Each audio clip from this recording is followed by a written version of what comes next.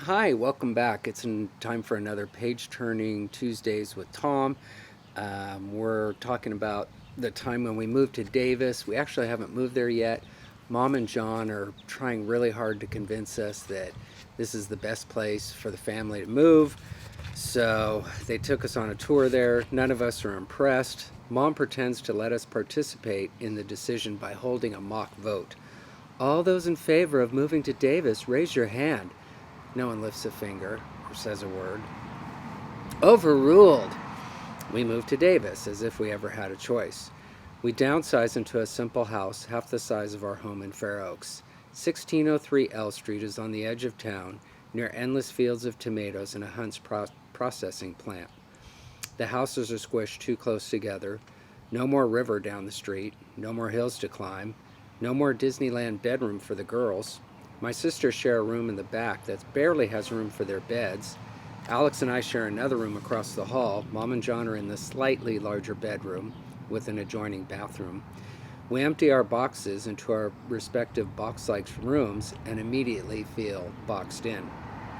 Fortunately, Mom makes good on her word and we find ourselves at the B&L bike shop. I think by law you're required to own and operate a bicycle in Davis.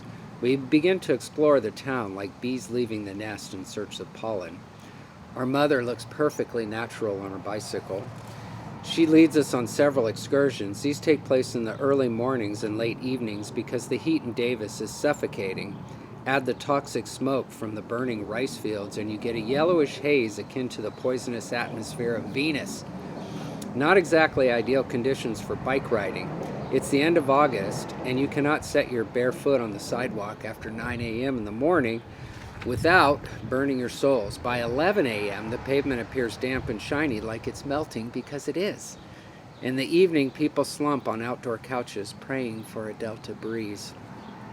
Like a mama duck leading her chicks, we follow our mother on our bikes to the newly opened university swimming pool.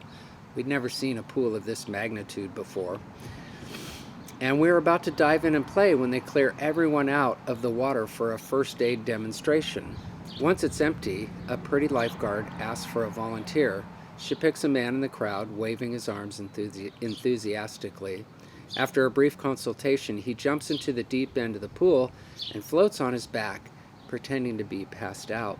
A whistle blows. Two female lifeguards, each holding a small missile-shaped flotation device, dive into the water and swim to his aid. They reach him fast and together reposition his body. He's given mouth-to-mouth resuscitation as he floats. The victim, a college student, is acting his part, keeping completely limp and unconscious. But as the demonstration continues, he becomes aroused. His erection slowly lifts his trunks, which unfurls like a spinnaker on a sailboat catching wind. My sisters are laughing. Other people are laughing too. Others squirm and turn their heads. I look up at my mother and say, I think he's going to be okay. Yes, he's doing just fine. My mother's parents apparently have access to a teleportation machine. One day they just materialize at our house. My brother, sisters, and I are excited to meet them because other than Shelley, we really don't remember them from Cincinnati. Plus, within minutes of their arrival, they're offering to take us to the store, promising that we can buy anything we want. We figure that's what grandparents do, spoil their grandchildren. Grandma chooses to stay home to visit with her daughter. I would later learn that my grandparents were having marital problems and that Ruby wanted to discuss them with her daughter. So while they're talking, Grandpa drives us to the grocery store. Grab a cart, he says as we're entering, and get anything you want. We don't need to be told twice and head off in different directions. About 5 minutes later, we meet up near the checkout lane. Shelley, Chris, Molly, and I have all reached the age of elderly respect. Our carts are far from full. We picked out some candy, chips, and the kind of cereal our parents wouldn't buy, and in my case, a jar of green olives. Alex, however, arrives with a cart overflowing with Hostess products, mostly ding-dongs and ho-hos, but also some of those disgusting pink snowballs and fruit pies. Just as we begin explaining that he's gone too far, Grandpa jumps in and says it's A-OK, and that Alex was just following directions. Grandpa runs back to the car while the cashier is ringing everything up and returns with what looks like a Kentucky Fried Chicken family-sized bucket full of nickels. We stopped in Vegas on the way here and hit a jackpot, he explains. It takes 10 long minutes for the cashier to count up the right amount of coins, as Alex is already deep into his third ding-dong. Meanwhile, Grandma is describing to our mother the marital challenges she's dealing with.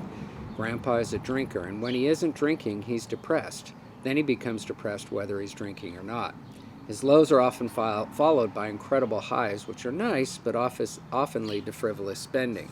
They've already tried counseling, which Grandma says he never took seriously. Years ago, he agreed to electric shock therapy, which was an extreme measure, and Grandpa was sure it would work. Unfortunately, it had little to no effect on his mood swings. The treatment did have one unusual side effect. For 2 years following the treatment, Grandpa no longer needed to wear glasses. I think we'll cut it off for there today.